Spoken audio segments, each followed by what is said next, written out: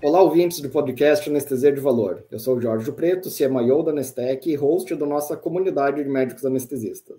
Agora estamos na nossa 7ª temporada do nosso podcast. O tema dessa temporada vai ser interoperabilidade na anestesia, conectando dados, elevando valor e menos burocracia e mais precisão. Antes de apresentar o nosso convidado especial de hoje, eu queria convidar vocês a ouvirem as nossas outras 6 temporadas. Tem muita coisa interessante, tem muito conteúdo, tem muita informação sobre gestão, sobre assistência, sobre tecnologia, sobre negócios. Então, convido vocês a conferir o que a gente já tem de material produzido. E hoje eu tenho aqui o prazer de receber o Francisco das Chagas Bastos Neto. Ele é anestesiologista, ele é designer de software e games pela Masterclass de Vancouver, graduação em inteligência artificial pela Starts University, Silicon Valley, pós-graduação em machine learning pelo MIT, criou o primeiro chatbot para anestesista do Brasil, fez automação trabalhista, tem IA para trade financeiro e é CTO de 3 empresas de IA. Ou seja, tem bastante histórico já aí, né, Francisco? Seja muito bem-vindo. E hoje nós vamos falar sobre a aplicada anestesia, a jornada do dado e interoperabilidade para inspirar os nossos ouvintes. Francisco, seja muito bem-vindo, se apresenta do jeito que você gosta de se apresentar e contextualiza o que você está fazendo aqui, falando sobre IA em anestesia. Primeiramente, agradeço pela oportunidade. Eu me sinto muito honrado em poder falar sobre aquilo que eu gosto, aquilo que eu me dedico, né? Eu venho me dedicando nos últimos 4 anos à inteligência artificial. Eu acho que a IA ela está muito mais presente nas nossas vidas do que a gente consegue perceber, né? As pessoas ainda tendem a ter uma certa resistência, mas hoje ela está em todos os locais. E eu quero dizer que eu sou um grande fã, na verdade, eu acompanho o trabalho da Nestec há um tempo, sou muito fã de Dr. Diógenes, seu, são pessoas que começaram a trilhar um caminho, né? As primeiras pessoas que desbravam são aquelas que realmente levam uma carga muito pesada e abrem um espaço para que novas pessoas entrem, né?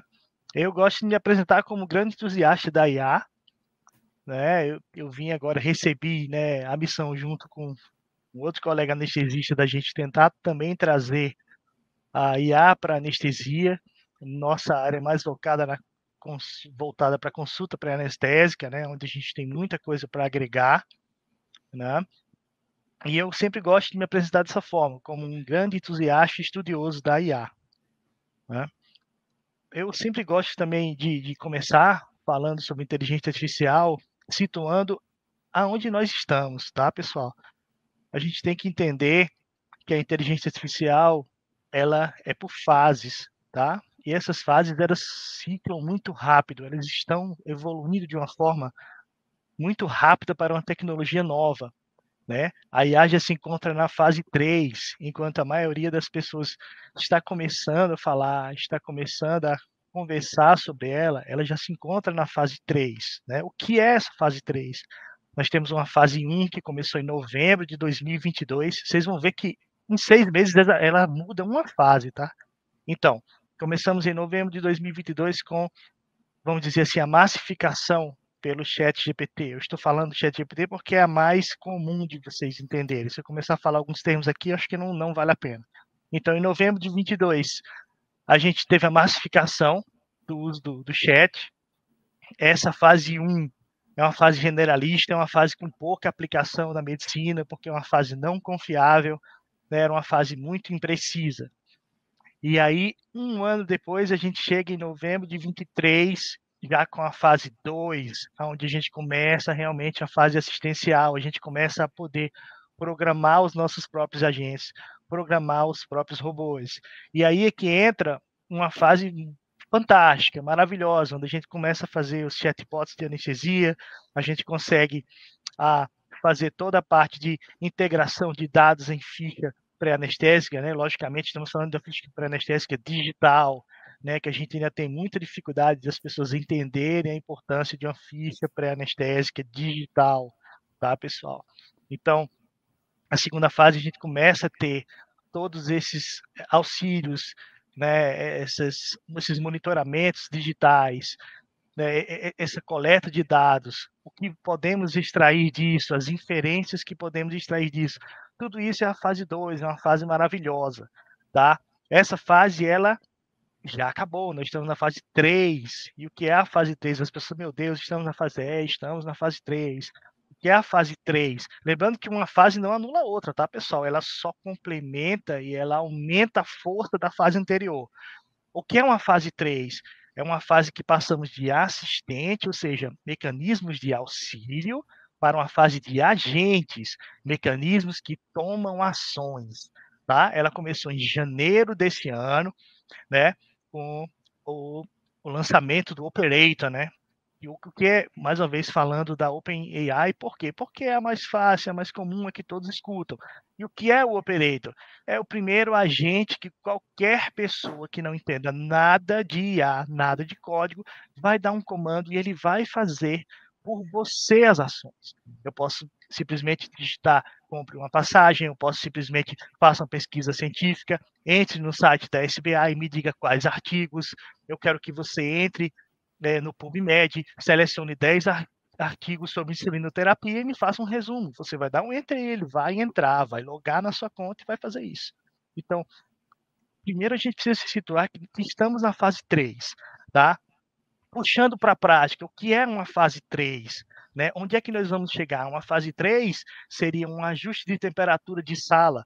Né? O paciente está lá com o termômetro, entendeu? A ficha de anestesia digital, novamente falando, pessoal, ficha digital, tá? A ficha de anestesia digital, ela vai coletar o dado e vai jogar automaticamente para o circuito interno da sala e ele regula a temperatura. Ele vai pegar, ver os fluxos de gases, que é da fase 2, vai processar, e em vez de dizer para o anestesista fazer, que essa é uma fase 2, na 3 ele mesmo corrige isso. Tá? Então, essa é a fase que nós estamos chegando, certo? E é outro ponto que eu gosto de falar também, é o ponto de em que nível estamos dessa adoção tecnológica, né? Estamos, que é a curva de Rogers, uma curva feita em 1962, que ela fala de como as tecnologias elas são adotadas e em que momento nós devemos adotá-las, né? Estamos hoje no melhor momento para adoção tecnológica, tá? É a fase em que estamos chegando próximo dos 50%. É a fase que as pessoas que adotaram de forma prematura já passou, já estamos chegando no meio dessa curva, que é a curva ascendente, e é o momento mais propício de entrada para que você tenha o contato e não comece a ser prejudicado por não utilizar a tecnologia. Perfeito, cara. Eu não posso deixar de não pegar o gancho, né? A gente aqui falando das fases de IA, então já é uma fase mais autônoma, né? Onde Exato. A IA vai fazer, vai tomar ações, vai fazer algumas coisas, né? Claro que se você for pensar, quanto mais linear for a tomada de decisão, vai ser mais fácil ainda ele tomar essa decisão. Então, a anestesia em alça fechada já se fala desde mais de 20 anos, né? Que é você ver a temperatura do paciente pegando o gancho e ele aumentar a temperatura da manta térmica. Só que antes a gente tinha que programar tudo, você tinha que saber o código, né? Você tinha que pegar o dado do monitor, colocar num software intermediário que conseguisse acessar o outro dispositivo, tudo com código. E aí, além de ser difícil de fazer, você ainda precisava de ter um outro software intermediário, às vezes, ou um outro aparelho intermediário sobre isso. Então, foi um negócio que acabou não pegando. Hoje é muito mais simples para você fazer. Então, assim, eles vão conseguir fazer sistemas complexos? Cara, a ideia é essa, mais adiante. Mas você vai começar com coisas mais simples. Por exemplo, hoje, os aparelhos de anestesia mais modernos, eles já te dizem que você está com um fluxo de gás excessivo ou insuficiente. Eles te dão essa métrica já no visor. Quando você colocar um assistente de ar, ele já vai regular automaticamente. Então, isso são exemplos ainda bem lineares, digamos assim, né? Você vê uma alteração, faz um ajuste. Vê uma alteração, faz um ajuste. Mas se a gente for olhar, inclusive, a literatura, cara, a gente ainda não consegue ter alto nível de fazer o antibiótico certo na hora certa e o repique do Kefazol na hora certa. A gente tem no nosso Analytics, tem instituições que a dose o repique do Kefazol, ela é 20% só na hora certa. Aí você fica pensando assim, pô, mas não é muito útil uma IA que regula o fluxo de gás ou que lembra, alerta o antibiótico, já pisca o antibiótico ali para você? E, cara, isso ainda é uma grande realidade em muitos lugares. E a gente aqui falando de A, né? Mas você falou, cara, o primordial para isso é que você tenha uma ficha pré feita digitalmente, que você tenha uma ficha de anestesia feita digitalmente, que é o que a gente bate aqui na Nestec, que a gente, cara, você precisa ter os teus registros de maneira digital. Ainda tem milhares de hospitais no Brasil onde o anestesista faz tudo no papel, e nós estamos vivendo uma fase de exclusão digital. Nós estamos aqui conversando sobre a adoção de IA, enquanto a realidade é que a gente ainda sofre de exclusão digital dentro do hospital. Todo hospital usa prontuário eletrônico e o anestesista está fazendo a ficha no papel. Então, é quase paradoxal o que a gente está falando aqui, né, Francisco? De um lado, a gente trazendo esses avanços, trazendo IA, mas do outro lado, na ponta do point of care, tem muito colega fazendo ficha no papel. Em muito lugar, em hospitais grandes. O que é algo que em breve nós vamos estar sofrendo de uma exclusão digital dentro do ecossistema de saúde. Como é que você vê isso, cara? Existe realmente, eu não, se eu disser a você que é um gap, eu estou sendo suave, né? Existe um abismo, na verdade, né? E isso é muito complexo, porque você foi perfeito. A gente está falando aqui em uma fase 3 de IA, que são mecanismos de alta complexidade, onde nós temos uma realidade de 20% de repique de Kefazol. Então, assim, a conversa quase que acaba quando você me fala um negócio. Cara, eu tenho 20% de repique de Kefazol. Lembrando, tá, pessoal? Kefazol é importantíssimo, porque senão a gente vai ter infecção operatória, a gente vai ter queda de rotatividade de leitos, a gente vai ser dano de convênio, enfim, dezenas e dezenas de fatores, porque a gente não tem um repique de Kefazol, tá? Então, é muito complexo isso, né? A gente vê hospitais gastam milhões em leitos, em reformar isso, reformar aquilo. Não é que isso não seja importante, mas o fato de você não ter uma digitalização de todos os processos, sabe? Hoje em dia, na forma como a gente pensa, né, ele é quase inviável, porque por tudo que você investir nesse setor, você vai ter um retorno. A gente sabe, os estudos novos aí saíram, que cada R$ 1 de investir em tecnologia, você tem 14 de retorno. Então, assim, eu não consigo, né, toda vida que eu vou para assembleias ou reuniões em hospitais ou algo, eu falo isso, eu falo, ó, cada R$ 1 que vocês investem, vocês têm 14 de ROI. Só que, veja, isso não é amanhã. Eu não vou colocar uma ficha digital da Nestec, eu não vou colocar uma consulta pré do Ianestes ou qualquer outro produto desse ecossistema maravilhoso aí, enfim, que está sendo feito, pensado com muito carinho, com muito amor, tudo isso, né? Para causar realmente um impacto, uma revolução em tudo que está vindo, mas é muito difícil, porque a gente realmente tem essa realidade, né? A gente tem realidade de pessoas que têm essa dificuldade de entrar, dessas pessoas que têm dificuldade de aceitar, de começar a fazer. E tudo que os hospitais de ponta exigem que a gente faça, né? Eles querem evoluir para ONA 1, ONA 2, ONA 3, eles querem botar eras, eles querem botar isso, eles querem botar aquilo, eles vêm com vários termos para a gente, só que eles não querem colocar uma ficha digital que a gente consiga colher dados, eles não querem fazer uma consulta pré-anestésica.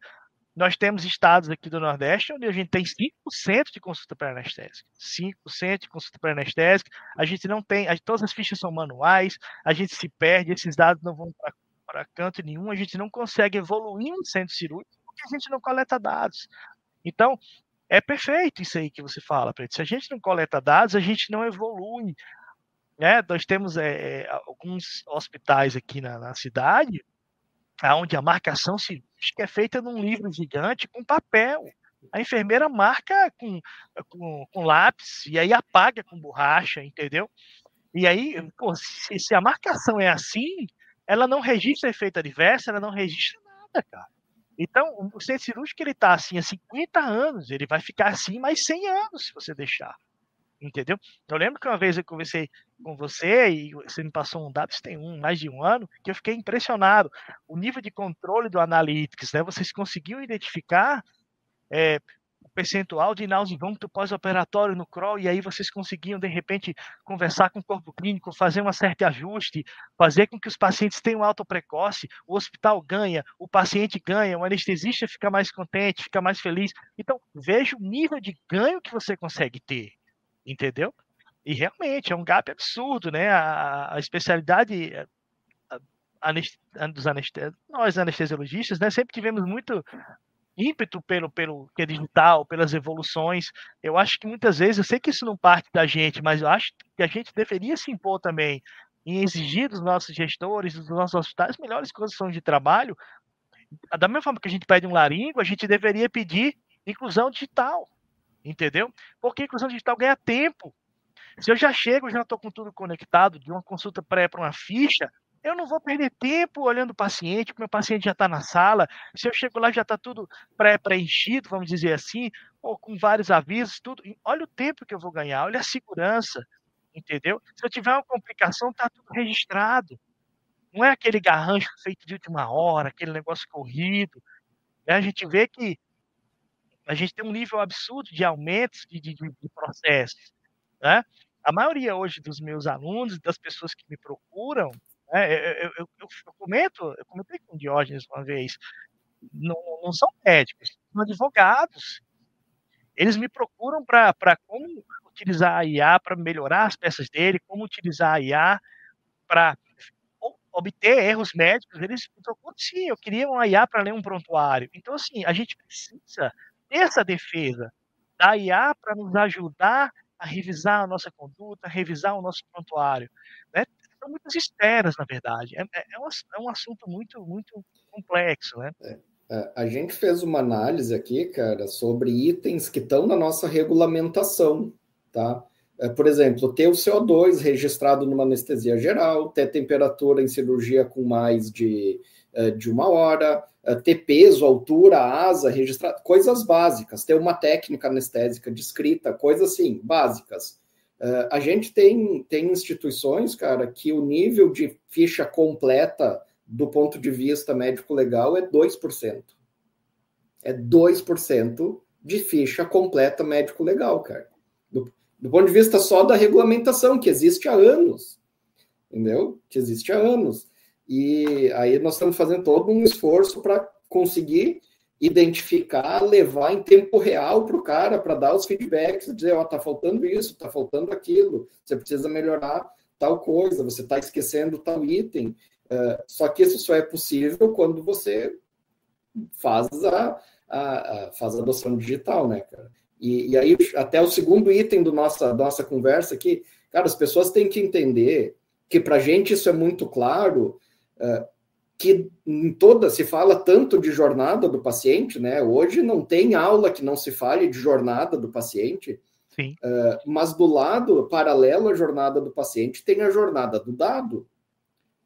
Exato. E se você interrompe a jornada do dado porque você vai fazer um pré no papel, uma ficha de anestesia no papel, você interrompeu, você fica com um gap.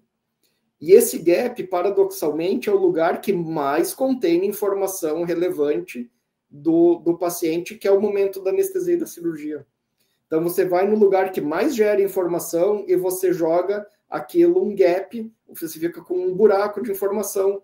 Aí depois você quer ver, eu quero saber se isso vale a pena ou não vale a pena, se o desfecho ele se paga ou não se paga, se o material é eficiente ou não, mas você não consegue dizer, você não consegue setorizar, você não consegue dividir, estratificar a tua informação, porque você tem um buraco de dados no meio da análise toda. E aí, cara, você pode ficar dando aula de medicina baseada em valor, pode ficar no discurso, pode ficar no PowerPoint, mas não vai ser aplicado na vida real, cara. porque você não tem a informação que precisa para dizer se tem valor ou não tem valor. Isso é uma outra questão que a gente fala muito, né? E a gente procura ler essas coisas e a gente acaba percebendo que a ficha anestésica, né, o boletim intraoperatório, ele é o documento, vamos dizer assim, que tem a maior quantidade de informações e o mais importante, que é gerido por um único médico. Porque o documento médico mais complexo é o prontuário médico, só que ele é gerido por dezenas de profissionais. O médico bota a mão, o enfermeiro bota a mão, várias pessoas, 5, 6 médicos, eles atualizam aquilo ali. O boletim intraoperatório, ele rege uma quantidade absurda de dados. Ele rege uma farmácia inteira só para ele. Ele rege uma quantidade de OPME, que são materiais absurdos só para ele. Entendeu? E ele gera uma quantidade enorme de informações do paciente, né, que são exclusivos daquele boletim, onde um médico apenas ele é responsável, e somente ele, que é o anestesista. E se a gente não tem esse registro de forma organizada, a gente volta porque eu falei aqui anteriormente, você frisou agora novamente, né, de forma brilhante, assim, a gente para no tempo, a gente não evolui. E além da gente não evoluir, a gente causa danos. Você falou, 2% está preenchido da forma correta. Ou seja, é você brincar com a sorte, cara. É você brincar com a sorte. Significa que de cada 100 cirurgias que são feitas lá, anestesias, 2 estão legalmente corretas. E vai dar para você se defender. Entendeu? O CEBIGS do ano passado, a gente teve uma palestra, um congresso sensacional. A gente teve uma palestra onde foi, se eu não me engano, uma promotora, uma desembargadora, falando só sobre termo de consentimento. Ela falou 45 minutos sobre termo de consentimento. Todas as implicações jurídicas, legais, entendeu? Aí foi aí que eu vi que eu preencho isso todo dia, mas eu não sabia de nada sobre termo de consentimento. Nada, eu não sabia de nada. Ela deu uma aula de 45 minutos falando de incisos, legislação. Cara, é impressionante. Então, eu abri minha cabeça, sabe? Você está fazendo residência médica de anestesia no CTs, você precisa ter uma aula. Importância jurídica da ficha anestésica, importância jurídica da consulta pré-anestésica, importância jurídica do termo de consentimento. Eu não tinha noção. Eu tinha noção do que poderia acontecer, mas eu não tinha noção da quantidade de desdobramentos. Você pegar uma promotora e ela falar 45 minutos, significa que eu não sei nada, eu sou médico. Eu estou falando de uma promotora que passou 1 hora falando. Então, assim, tem muita coisa que a gente pode aprender, sabe? E foi daí que a gente partiu para desenvolver o termo feito por IA, enfim, individualizado e focado. Eu sei que vocês tomaram várias medidas dessa na ficha de vocês também, baseada em legislação. Se a legislação fala tal coisa, vocês vão lá e consertam isso na ficha de vocês. E as pessoas não percebem isso. E utilizando uma ficha digitalizada, vocês estão aumentando em muito a sua proteção judicial. Não é só uma questão de meramente marcar um xizinho aqui ou ali. Não, a gente está falando de evolução cirúrgica, a gente está falando de economia, a gente está falando de segurança e de proteção judicial para o médico. Para o médico, entendeu? Então, hoje em dia, não se tem mais essa discussão se deve ou não adotar.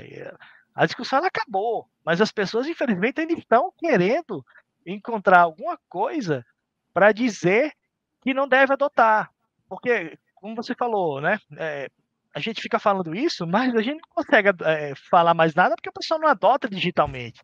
Só que não tem mais argumento, Preto. Assim, quando você vai falar, não existe mais argumento. Você conversa com um gestor, com qualquer pessoa, me diga por que você não usa. Ele fala, porque o valor é X, mas eu vou lhe dar 15 vezes mais. Então, por que você não quer adotar? Porque demora. Não, pelo contrário, eu vou preencher mais rápido. Mas por que você não vai adotar? Não vou adotar por causa disso. Não, todos os argumentos que são colocados, eles são rebatidos, porque não existe uma desvantagem. Se você perguntar assim, qual é a desvantagem da adoção digital? Não existe. Aí tem a nova pegada aí, né, de um ano para cá, como é que chama? Carbono, né? Carbon free, né? Carbon free. Carbon free.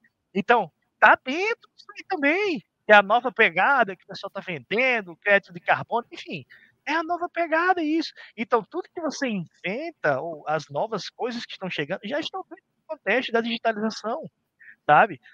Né? E agora falando também de um pouco da jornada dos dados, é isso, é meio que chovendo molhado o que a gente está falando. Se você quebra os dados, você para de evoluir, você gera danos, você não se protege legalmente, então não tem sentido que a gente faça esse corte nessa cadeia de dados. É muito complexo isso, entendeu? Não, perfeito, cara. Eu queria que você falasse um pouco assim sobre como que vocês estão trabalhando a IA para anestesia mesmo, cara. Depois eu quero puxar um pouco a conversa para a parte de interoperabilidade, que eu acho, né, minha opinião, é que a interoperabilidade ainda é um desafio maior que a IA. Vou deixar isso para o final. Para deixar, né, a cereja do bolo, né? Isso. Tá bom. Como é que vocês estão trabalhando a IA para o anestesista? Vamos dizer, vamos assumir que o pessoal fez a adoção digital, que realmente já não consegue mais ter argumentos para não ter adoção digital, né? Mas então vamos partir desse princípio. Como que vocês estão conseguindo ajudar os colegas com a IA na vida real, no dia a dia mesmo? Cara? Uma das coisas importantes, né, tanto da nossa empresa como a sua, né, é que nós somos anestesistas. Então, isso daí é um ganho absurdo, absurdo.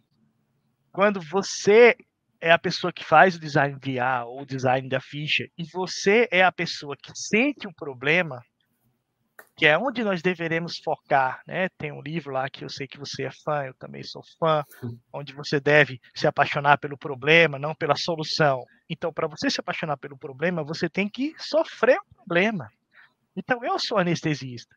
Então, o que a gente trabalha a IA hoje? A gente trabalha a IA para fazer com que o anestesista consiga realizar a consulta pré-anestésica de qualquer lugar, para fazer com que o anestesista consiga receber pela consulta pré-anestésica, né? A gente, quando foi levantar, a gente viu que tinha estado aqui que 5% das consultas eram feitas e desses 5%, 0,5% era faturado. Então, a gente até fez uma conta, se você fizesse consulta pré-anestésica, em uma média de, se eu não me engano, foi R$100, dando 30 cirurgias na semana, em 30 anos, você tem um impacto só com consulta pré-anestésica de milhões de reais. Milhões, entendeu?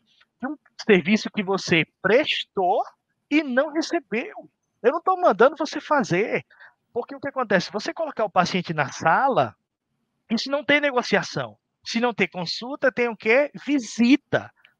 Você não vai botar. É impossível você colocar o paciente na sala se você ter falado com ele antes. É impossível. Você é anestesista, você sabe o que eu estou falando. Não dá. Entendeu? Nem um hospital, por pior que seja, ele não permite.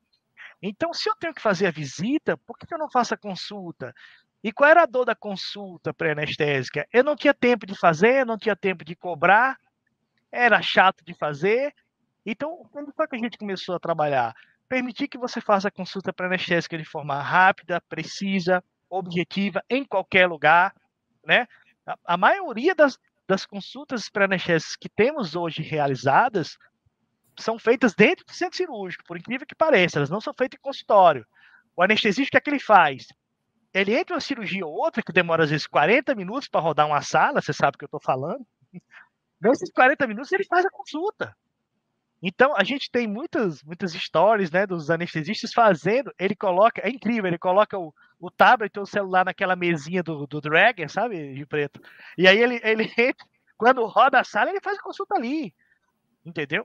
Então, veja que coisa interessante, a gente conseguiu, ou pelo menos está tentando resolver uma dor, que é uma forma de fazer a consulta sem que a gente faça com que ele saia da rotina dele. Eu não quero que você, eu tenho que ir para um consultório fazer só uma tarde de consulta pré-anestésica. Não, eu posso fazer na minha casa de praia na sexta-feira à tarde, meus filhos vão para a piscina, na sexta à tarde eu sento, faço minhas consultas e fica tudo armazenado. Daqui eu já jogo para o centro cirúrgico, o paciente entra primeiro. Daqui eu já pego essas guias, eu já interopero ou conecto com as cooperativas, né, que são os nossos grandes pilares, ou os nossos grupos, que são os nossos grandes pilares, né? Então, eu já conecto com isso aí para que ele cobre. Eu não tenho que ir atrás, botar a guia debaixo do braço, enfim, já é tudo automatizado. Então, isso são os pilares que a gente já consegue oferecer hoje. E agora nós estamos evoluindo mais. A gente está em processo de implementação agora da consulta totalmente transcrita. Então, eu não quero mais que você digite nada, nem que você tecle mais nada. Eu vou conversar com o paciente, quando terminar, ele já preenche tudo, ele já calcula os scores e já emite as guias todas. Eu não quero que você pegue mais nada. Então, eu vou fazer com que você ganhe mais tempo ainda. Né? E o ideal que a gente está trabalhando para isso é que ele já jogue toda essa informação para dentro de uma ficha intraoperatória digitalizada, porque senão eu perco a jornada dos dados. Eu não quero fazer uma consulta pré-anestésica só para o meu paciente melhorar e só para eu ter o dinheiro. Não, eu preciso fazer a consulta pré-anestésica para que eu consiga ter o processo inteiro, para que eu ganhe tempo, meu paciente seja melhor, para que eu fature. No dia da cirurgia, minha ficha já está preenchida. O meu paciente já está na sala, porque eu tenho uma conexão, eu interopero. Então, isso tudo é o que a gente está trabalhando hoje. Esses são os desafios que a gente está tentando vencer, né? Temos hoje um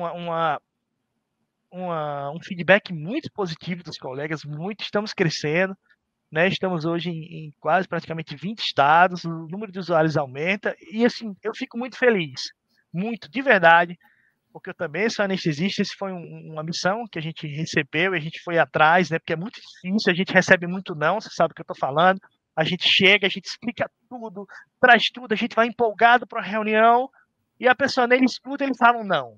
Então, seu mundo cai, você respira, e você, bom, por que o cara não quer? Tudo positivo.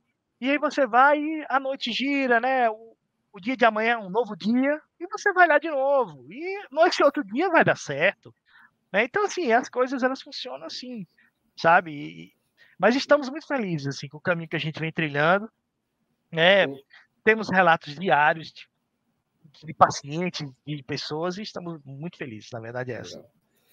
Bom, só para dar um dado assim, cara, eu trabalho aqui em Joinville, né? Nós temos uma equipe grande aqui, né? 80 e tantos anestesistas. A gente tem, em média, 3 anestesistas full-time no consultório fazendo pré-anestésico. Hoje a gente faz 96% das cirurgias do sistema privado, 96% tem pré-ambulatorial feito em consultório.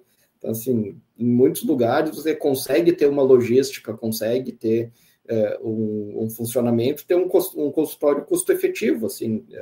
Só que é um trabalho de 20 anos de construção de um consultório de pré-anestésico, né? Então, só para trazer, assim, é viável, é possível, mas não é de um dia para o outro como quase nada, né, Francisco? Vocês têm junto, né, que eu já usei, já conheço também vocês têm um chat para o anestesista usar com IA enquanto ele está fazendo a consulta. Quer dar uma explicadinha para o pessoal como que isso funciona e como que vocês treinaram, direcionaram isso para ser uma IA para o anestesista e não para ficar essas IAs genéricas aí, que é um Google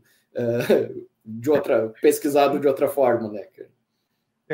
Isso é bem interessante, é uma coisa que eu divulgo no meu perfil, que eu tenho muito orgulho disso. Né? Quando a gente estava na fase 1 ainda, a fase pré-assistencial, 2022 até 2023, a gente já começou a fazer alguns testes, só que a gente via que o nível de satisfação e resposta era muito baixo. Né? E aí meio que a gente desistiu de fazer isso, eu falei, cara, não vai dar. E as pessoas perguntando, mas por que não vai dar? Você estuda tanto? Eu falei, não dá, cara. A gente trabalha com medicina, a gente tem que ter uma excelência de pelo menos 95% a 97% de acerto. A gente não vai nem tentar. E aí, em 93, tivemos uma grata surpresa. Foi durante o Congresso Brasileiro de Anestesia. Foi bem bacana. A gente estava no Congresso Brasileiro, a gente estava levando o nosso produto pela primeira vez, e nós não tínhamos o chatbot ainda, por esse motivo.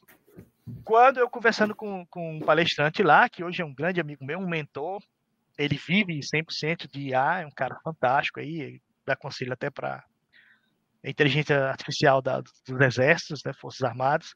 e ele falou, cara, atualizou essa semana e vamos ter os GPTs treináveis. E aí, na mesma hora, quando eu voltei, eu já sentei e comecei a fazer. E aí, em dezembro, a gente já estava com ele pronto, rodando, a gente começou a utilizar, primeiro para os residentes aqui, né? De vez em quando eu dou plantão aqui na Federal, e a gente soltou para os residentes, e em alguns outros locais também que eu trabalho, eles já ficaram apaixonados com a quantidade de acerto que tinha, né? Nós pegamos a maioria das recomendações da SBA, pegamos sites, né, que são confiáveis, né, Anesthesia, Anesthesiology, né, e entre outros, e a gente treinou, fez a curadoria e treinou o robô de forma exaustiva, né, para que ele obtivesse um resultado bom. Ele chegou a 90, se não me engano, 96, 97% nos primeiros testes, né? E nesse começo foi muito difícil, porque a gente fazia de forma manual, né? Não existiam ainda as automações que foram chegando próximas da fase 3, né? Que hoje é muito tranquilo, a gente coloca o próprio robô para perguntar para ele, e ele um robô fica treinando o outro de forma autônoma, é um negócio fantástico. Um robô pergunta, ele responde, ele corrige, e eles ficam conversando e os dois vão melhorando. Mas isso é hoje, no ano passado não foi assim, era feito na mão. E aí a gente conseguiu esses resultados bastante expressivos, né? Começou a brincadeira de fazer prova de TSA para lá, e a gente acertava 95% das questões em 20 segundos. E foi aí que a gente começou a ganhar respeito, né? A gente falava, o pessoal não acreditava, eu falei, tá bom, vai, me coloca as provas mais difíceis que você tem, que a gente vai fazer. E aí a gente, enfim, conseguia a média para obter o título do TSA. Se a gente fosse fazer, se o robô fosse fazer, ele acertaria as questões que a gente conseguiria, né? E foi aí que a gente começou, as pessoas começaram a utilizar.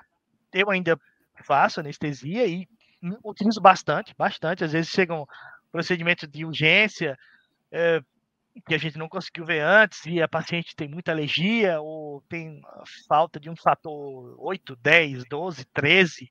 Eu não lembro mais exatamente aquilo ali. A gente consulta e ele dá uma ajuda boa.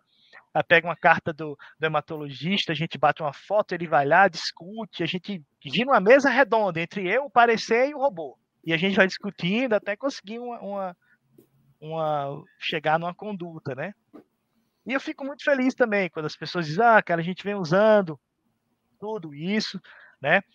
Existem várias opções hoje, opções boas, inclusive, não só o robô da gente, existem outros robôs também que são bons. É lógico que a gente não tem como atestar o nível e a qualidade, né? Porque é um trabalho muito árduo, você tem que treinar, essas coisas mudam muito. A gente teve recentemente, há 3, 4 meses, alteração de rotina de algumas medicações, inclusive o tão famoso Ozempic aí, né? Que eles recomendam 21 dias, então quando você bota na maioria dos robôs, eles falam 1 semana, 10 dias, se você colocar no nosso, ele vai falar 21, porque ele está atualizado com tudo que tem de mais novo na SPA, a gente fica em cima, os testes, então essa confiança, ela é sempre atualizada. Isso é uma coisa que nos dá muito orgulho também, né, a felicidade que a gente tem dos colegas de dizer, pô, me tirou de uma enrascada, me tirou de uma situação. Às vezes tem muitos colegas que dão plantão em cidades distantes sozinho, e às vezes pega uma criança e aí ele consegue calcular algumas drogas, ele consegue ver, indicar, né, auxiliar em qual intubação é melhor, enfim, as possibilidades de interação, elas são bem elevadas, né? Então isso nos deixa muito felizes dos feedbacks positivos que a gente tem recebido, né? É isso. É importante a gente falar sobre essa questão do treinamento, né, cara? Porque tem muita... Pegando as IAs mais, como você falou, a fase 1 ali, que são IAs generalistas, elas foram como se pegasse o super Google aí, com um monte de coisa, são treinados no que tem disponível de informação. Cara, detalhes de anestesia não estão por aí disponíveis.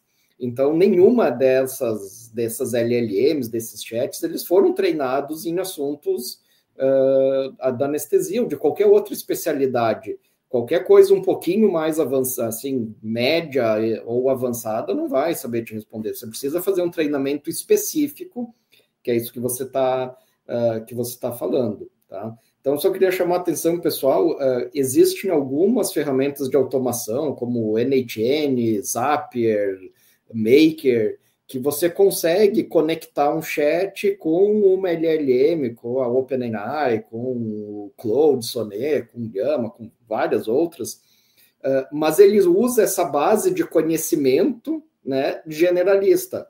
Então, mesmo que você conecte, você põe uns PDFs para ele ler, para em cima daquilo ali te responder, a precisão ela não é boa o suficiente para a área especializada como a nossa.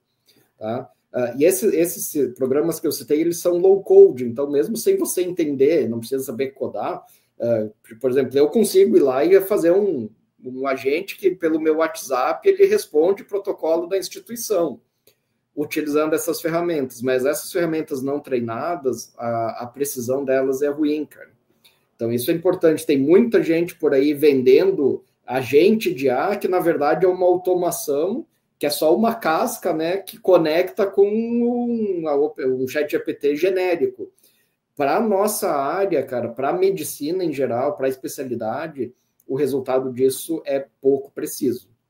Então, é um detalhe que a gente tem que chamar atenção para quando você for usar alguma coisa, que tem que ser os treinados na literatura específica que você está consultando, né, Francisco? Esse é um ponto que é importante, que a gente sabe disso, mas é importante trazer esse tipo de conhecimento para os nossos ouvintes aqui, que é um pouquinho mais técnico, mas que interfere diretamente no que vai chegar para a gente usar, né? A gente vem participando de vários eventos, né? Assim, com muita honra e satisfação, né, de ser convidado também. E a ideia é sempre essa, sabe, Preto? A gente conversar que existem ferramentas hoje confiáveis, né? No congresso, no CBA, né, do ano passado, tiveram acho que umas 8 ou 9 mesas redondas, e eu assisti a todas elas e comentei a maioria delas, né? Trabalhos que traziam a quantidade de erros dos LLMs, e aí eu vi exatamente o que você está falando. Eu falei, é muito complexo vocês avaliarem a precisão dos modelos, né, baseado com informações generalistas, né? Convido vocês a utilizarem, e eu de forma muito tranquila dizia, utilizarem plataformas treinadas, e eu dava várias opções, várias. Nós temos aí o Open Evidence, não é só para anestesia, mas ela é um pouquinho melhor, entendeu?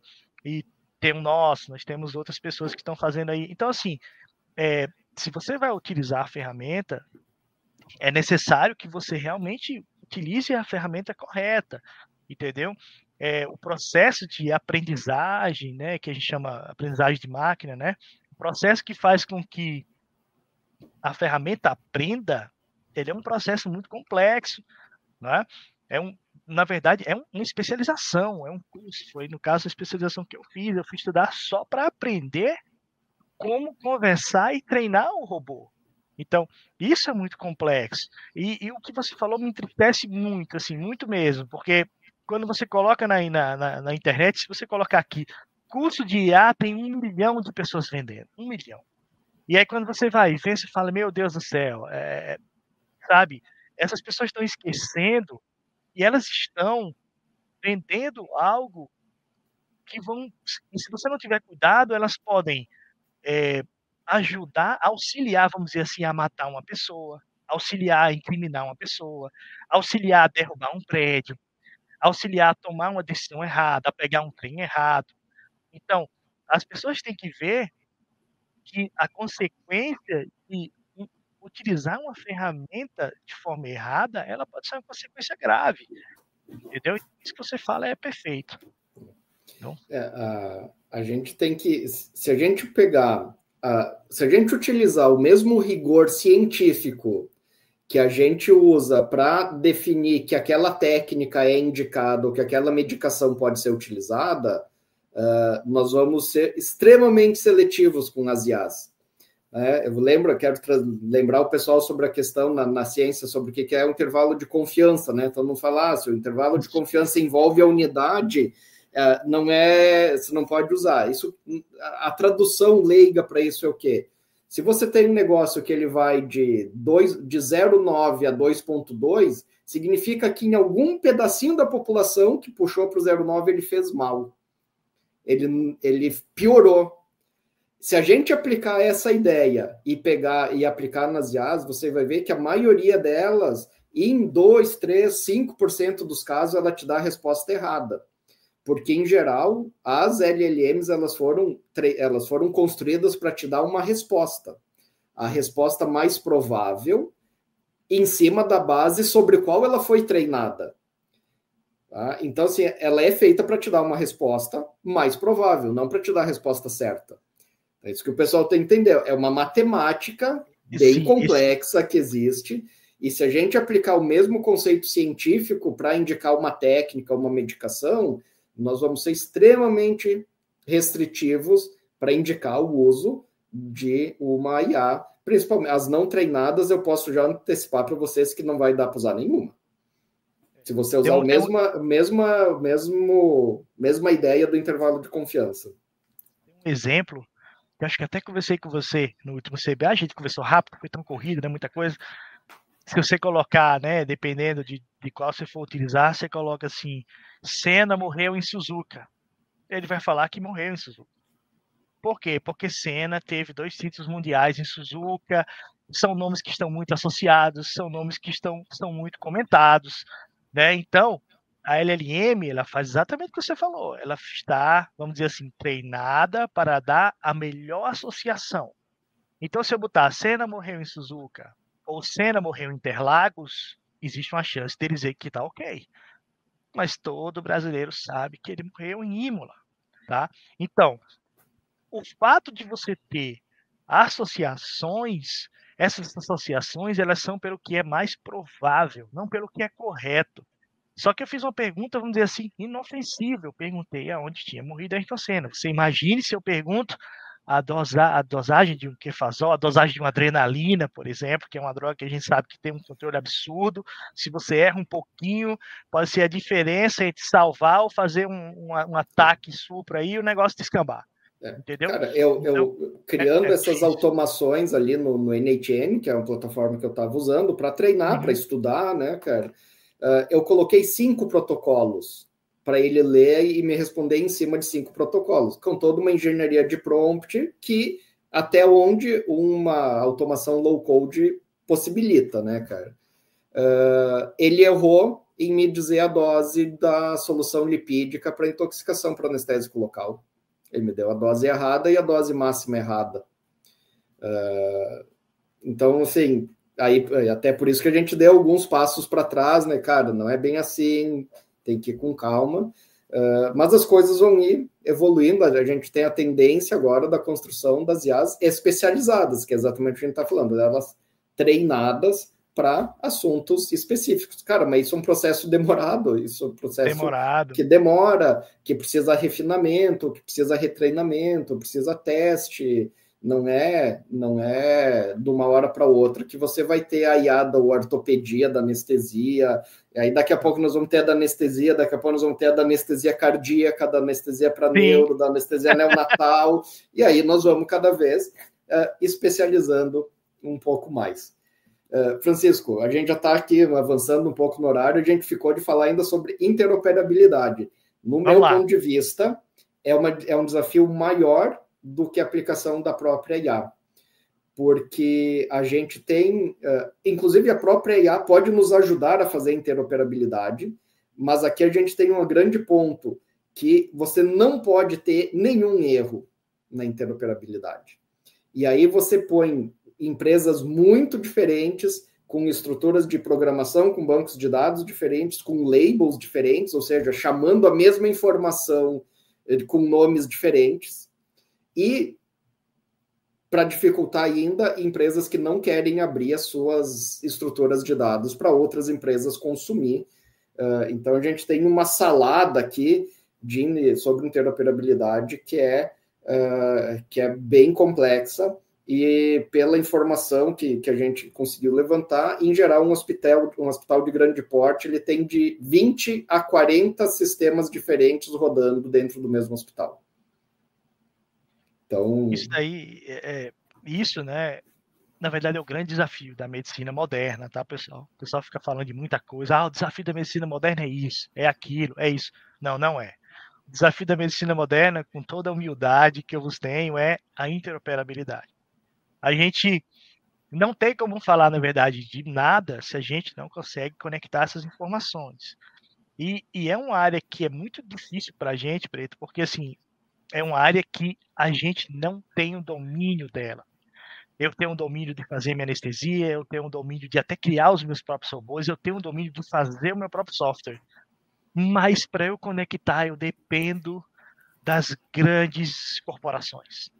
Exato. Então, eu dependo das grandes corporações, sabe? E aí a gente precisa conversar muito, considerar muito, ter muita política. E esse é um problema que a gente está começando a viver agora, que é o que vocês já vivem há bem mais tempo do que a gente, que vocês estão na estrada há um bem mais tempo. Que é de você já ter o seu produto, vamos dizer assim, validado. E agora eu vou começar a pedir para que eles conectem o meu produto no produto deles, para que a gente não se perca, entendeu? E aí a gente depende, a gente lida com ego, a gente lida com vaidade, a gente lida com tudo, a gente lida com o ser humano de uma forma geral, que tem toda a forma linda e bonita de ser o ser humano, e tem a forma difícil, né? Aquela forma que você conversa, que você tenta convencê-lo que a melhor forma que tem é se todo mundo utilizasse o mesmo código de programação, que a gente conseguisse conectar todo mundo, entendeu? Porque isso aí, na verdade, todo mundo ganha. Né? Se a gente consegue conectar todo mundo vai ganhar, porque a gente consegue criar ecossistemas, e os produtos eles são complementares. Mas essa realmente é a grande dificuldade que a gente tem hoje. Não é só passar o dado, é fazer com que o dado seja passado da forma correta, da forma precisa. E se eu não tenho o código ajustado, o endpointzinho ajustado, o dado seria distorcido. E aí a gente está, eu vou falar muito rápido, porque a gente já estourou. E foi uma coisa que eu falei no último CBA. A gente vai ficar para trás e vai perder cada vez mais. Todos os processos de inteligência artificial, todos os processos de digitalização, eles são população específica. São população específica. Eu não posso aplicar o logaritmo, o algoritmo de via aérea difícil do chinês no brasileiro. Não posso. Eu não posso aplicar o logaritmo de medicações do chinês no brasileiro. Não posso. Certo? Enquanto a China, tudo lá, eles abaixam a guarda, interoperam, a gente tem essa dificuldade aqui, entendeu? Então a gente vai ficando cada vez mais para trás, né? Por quê? Porque a gente precisa de dados daqui. Eu preciso que as digitalizações aconteçam para trabalhar esses dados e eu poder gerar, vamos dizer assim, fazer inteligência em cima disso. Não adianta eu pegar dado americano, dado da África do Sul, não adianta, eu não vou conseguir. As populações são diferentes. Até no último CBA foi o assunto da minha aula, lá uma das aulas que eu dei foi isso, o uso dos dados da vida real. Os dados de vida real, eles são complementares à medicina baseada em evidência. Um depende do outro, eles são complementares. E no Brasil a gente pega a evidência americana, europeia, não tem no dado da vida real, tenta implantar aqui, e aí a gente vê um monte de gap, um monte de dificuldade. Isso. Né? E falando sobre interoperabilidade, em algum momento nós vamos ter que bater na porta de grandes corporações, de empresas multinacionais, que é a empresa do monitor, do prontuário eletrônico, do sistema da ressonância, da tomografia, do laboratório, do aparelho de anestesia, da bomba de infusão. E essas empresas multinacionais, cara, para atender uma empresa, na Nestec nós somos uma scale-up, nós temos já 40 e tantos funcionários. Cara, é uma dificuldade gigantesca para você conseguir ser recebido numa multinacional, porque na real eles não estão nem aí para você, cara. Entendeu? Porque o core business não depende disso. E essa é uma dificuldade que todos nós passamos. Você está falando da maior empresa da América do Sul. Você não está falando. Não, a gente tem que falar a verdade. Você está falando da empresa número 1 em digitalização da América do Sul. E vocês não conseguem ser recebidos. Então veja o nível que a gente chega, entendeu? É muito complexo isso. Entendeu? É muito complexo isso. E se o pessoal não abaixa a guarda, entendeu? Se a gente. E vai chegar o que você está falando. Vai chegar a hora que a gente vai chegar e. Não dá mais. Vamos peitar porque não dá mais. Não dá, a gente já não tem mais o que fazer. A nossa parte está pronta. Exato. Eu preciso conectar. Eu não consigo mais progredir, entendeu?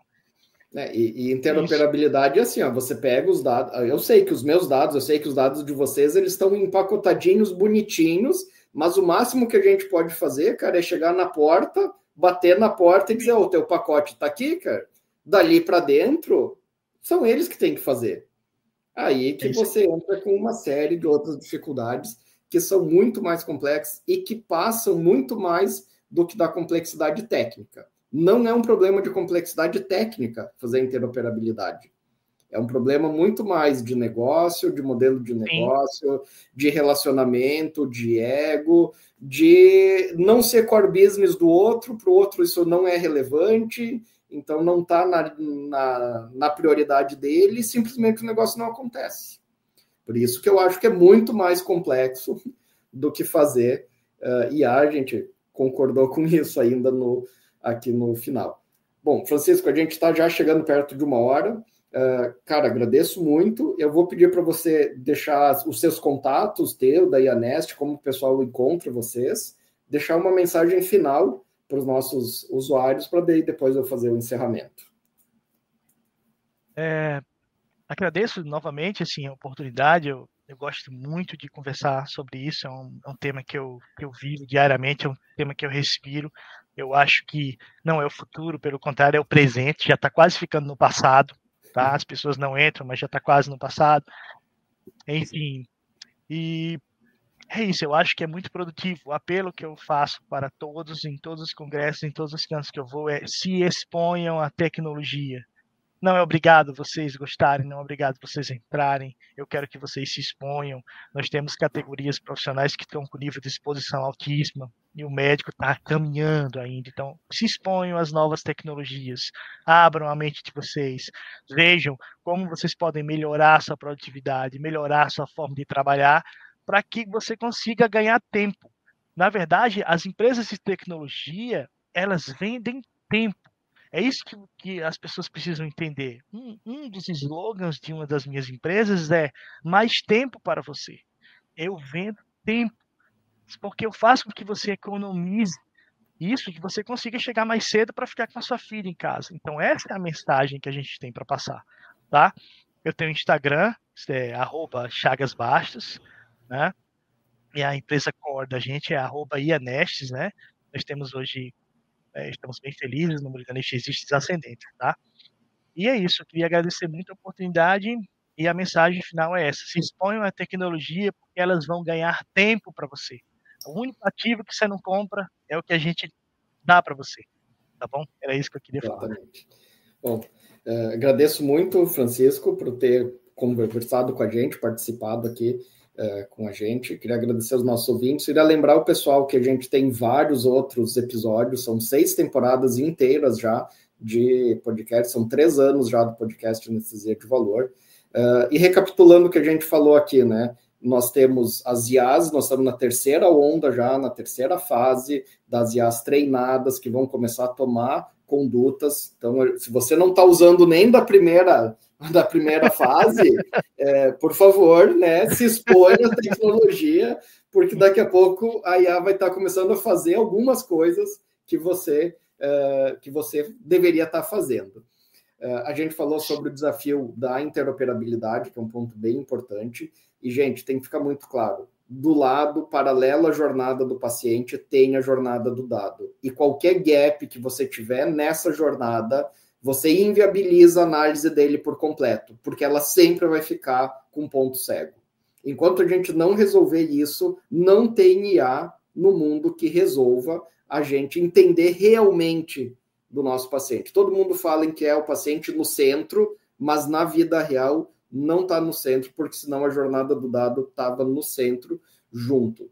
Então, a adoção digital, ela assim, eu não consigo nem ter palavras para dizer quanto a gente está atrasado. Nós estamos vivendo a exclusão digital, se você ainda não está no mundo digital, para fazer a tua atividade fim, pré, trans e pós-operatório. Então, por favor, pessoal, saiam da exclusão digital, se envolvam com a tecnologia da fase 1, fase 2, quando chegar a fase 3, vocês vão estar preparados. E acompanhem o nosso podcast, que vamos falar bastante ainda de IA. Francisco, muito obrigado. e até a próxima. Satisfação, amigo. Abraço.